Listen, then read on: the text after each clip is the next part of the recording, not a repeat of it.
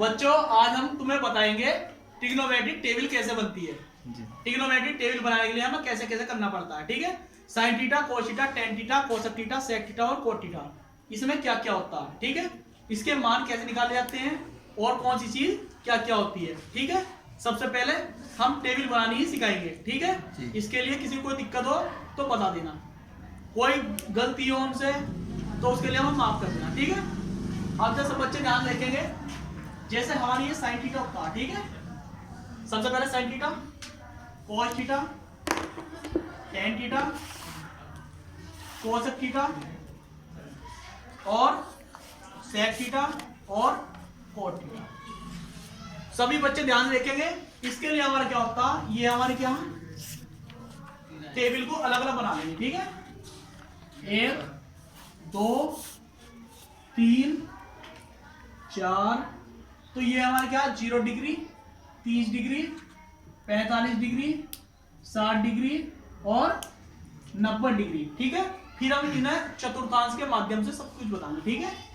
तो ये हमारे क्या होगा 90 डिग्री हो गया। इसके लिए सभी बच्चे ध्यान रखेंगे, पहले इन्हें लाइन में अलग अलग डिवाइड कर देंगे।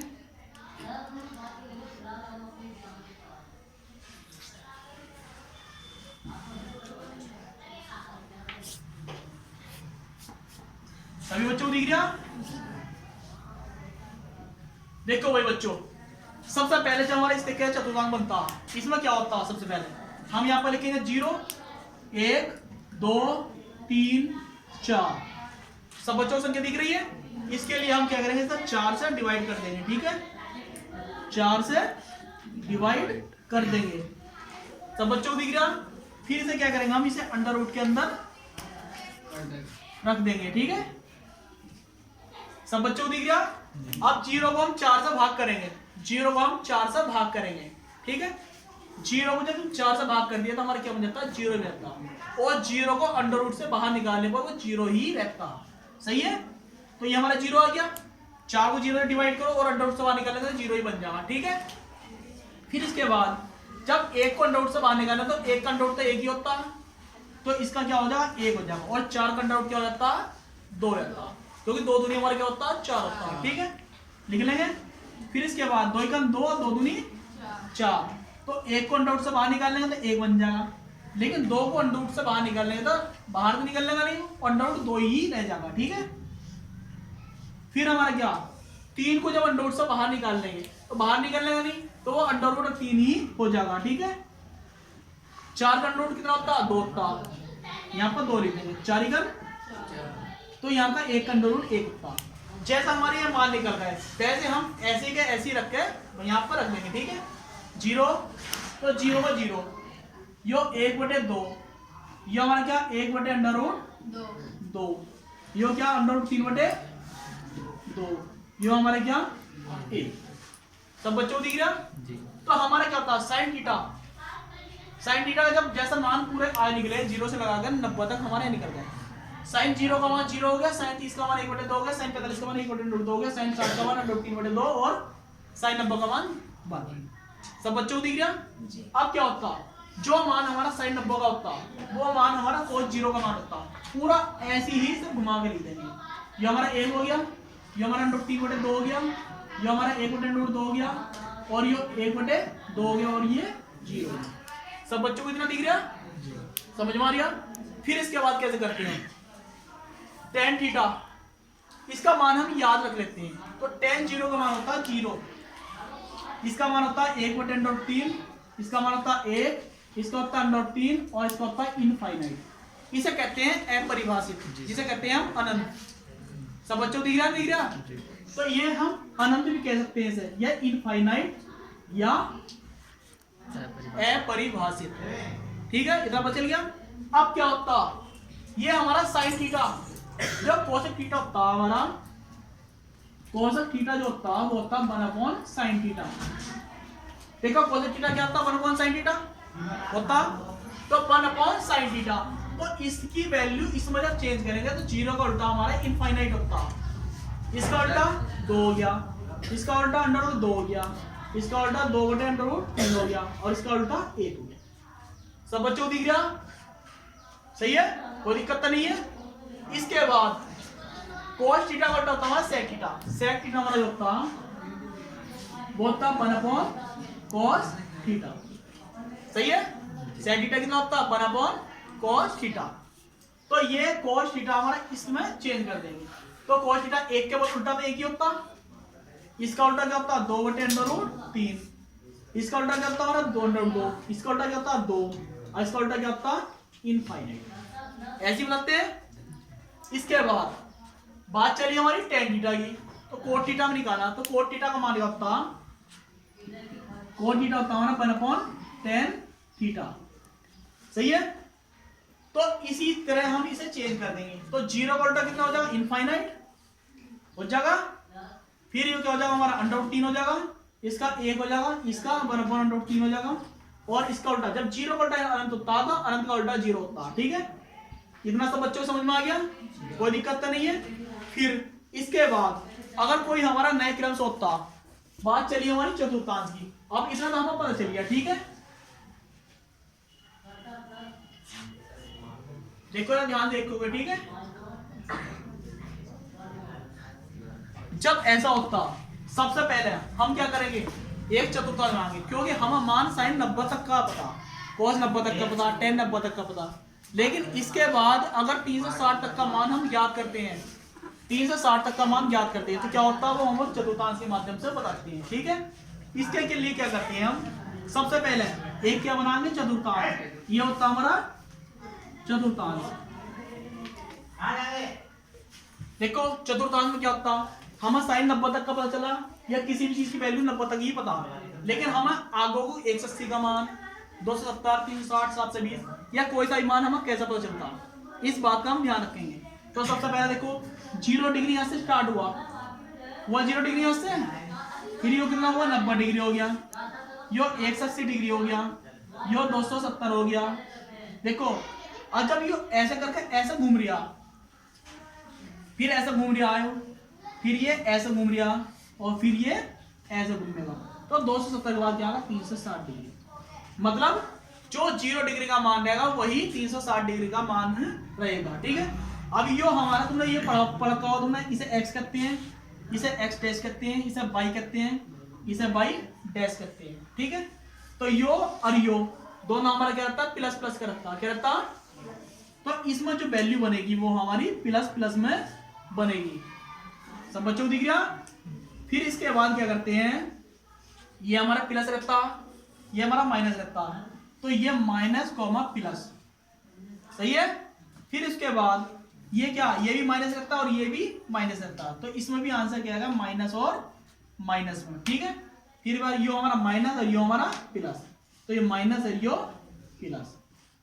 सब बच्चों को तरह समझ में आ गया। जैसा हमारी वैल्यू है 90 का मान है और ये हमारा 180 का मान पूछा, तो क्या होगा जो हमारा इधर से चलेगी प्लस और इधर चलेगी माइनस, तो माइनस यहाँ पर आया, जो प्लस में आंसर रहेगा वही हमारा क्या रहेगा माइनस में रहेगा। बस प्लस का माइनस हो जाए, बाकी सब सेम टू सेम रहेगा। ठीक है। ये ना सब बच्चों को समझ में आ गया।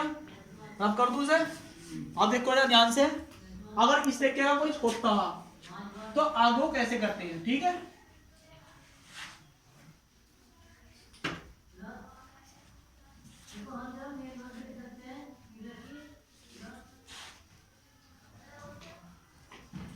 देखो बच्चों, अब हम तुम्हें बताएंगे कि अब इस तरह के क्वेश्चन कैसे होते हैं। ठीक है। आइडेंटिटी के साथ इससे सबसे पहले हम पढ़ना सिखाते हैं क्वेश्चन करते कैसे हैं। तो सबसे पहले हम एक समकोण त्रिभुज बनाएंगे। ये हमारा मान लो समकोण त्रिभुज है, इसका मान क्या A B C। सब बच्चों को दिख रहा। तो इसका जो वाला जो हिस्सा होता इसे कहते हैं हम कर्ण। क्या कहते हैं, इसे कहते हैं लंब। क्या कहते हैं, इसे कहते हैं आधार। सही है, आधार। तो इसकी एक ट्रिक होती है याद करने की, sine theta cos theta tan theta cos theta sec theta और cot थीटा की। कैसे करते हैं, सबसे पहले हम एक सिंपल सी परिभाषा होती है PBH, PBP है। ठीक है। HHB। ठीक है। HHB। देखो P का मतलब क्या होता है परपेंडिकुलर। क्या होता है परपेंडिकुलर। मतलब परपेंडिकुलर मतलब लंब, ठीक है। बी मतलब बेस, बेस मतलब आधार, एच मतलब हाइपोटेनियस मतलब कर्ण। सब बच्चों बच गया। ये तो इंग्लिश के वर्ड हो गए। अब हिंदी में इनके छोटे छोटे अक्षर लेते हैं, जैसे हमारा क्या ले, के, ए, ठीक है। तो इसे हम कर लेंगे ला ए ले है नहीं, लाल हो गया, ला ए ले लाल हो गया ना, के ए, सही है। इसे याद कर ले, लाल बटे कक्का। तो इसमें क्या होगा हमारा साइन थीटा, साइन थीटा होगा लंब बटे कर्ण, कोस थीटा होता है हमारा आधार बटे कर्ण, टेन थीटा होता है तो हमारे क्या करते हैं लंब बटे आधार, सही है। फिर बात चली हमारी कोसेक थीटा की। अगर कोसेक थीटा की बात चली तो साइन थीटा उल्टा था ना कोस थीटा, तो कर्ण बटे लंब, ठीक है। और ये होगी हमारी सेक थीटा, तो कर्ण बटे आधार। अब बात चली हमारी कोट थीटा, तो आधार बटे लंब। तो यो तो हमारा ऐसे चल गया, यो हमारा ऐसे चल गया, सही है ना। ऊपर वाले नीचे को चलना है, नीचे वाले ऊपर चलना है, ऐसे तो गया। जैसे इसे क्या करते हैं, इसे हम जो सीबीएसई वाले बच्चे होते थे, सीबीएसई वाले बच्चे इंग्लिश मीडियम वाले, वे उन्हें इस तरीके से याद करते थे, P B P H H B, मतलब पी मतलब पाकिस्तान, बी मतलब भूखा, पी मतलब प्यासा, पाकिस्तान भूखा प्यासा, हिंदुस्तान हरा भरा, एच एच बी, ठीक है। इस तरीके से याद कर लेते हैं, चाहे तुम इस तरीके से याद कर लो, चाहे इस तरीके से याद कर लो। तो ये वाला तुम्हारा मतलब तो कुछ है नहीं, तो नीचे वाला तुम याद कर लोगे, ठीक है। इसमें तो मिल जाओगे और ऐसा, ठीक है। अब इसकी बात, अगर हमारा क्वेश्चन आता, सपोज ही करो ये हमारा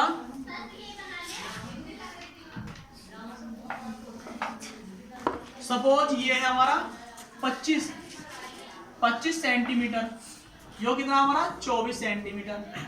तो ये हमें याद करना, ठीक है। इसका हमें पता नहीं है क्या है, क्वेश्चन मार्क लगा दिया। तो हम लिखेंगे, जैसे क्वेश्चन दे रखा हमारा साइन थीटा का मान बताओ, कोस थीटा का मान बताओ, टेन थीटा का मान बताओ, कोट थीटा का मान बताओ, कोसक थीटा का मान बताओ, सेक थीटा का मान बताओ। अब जब हमें पता होगा तभी लिखेंगे।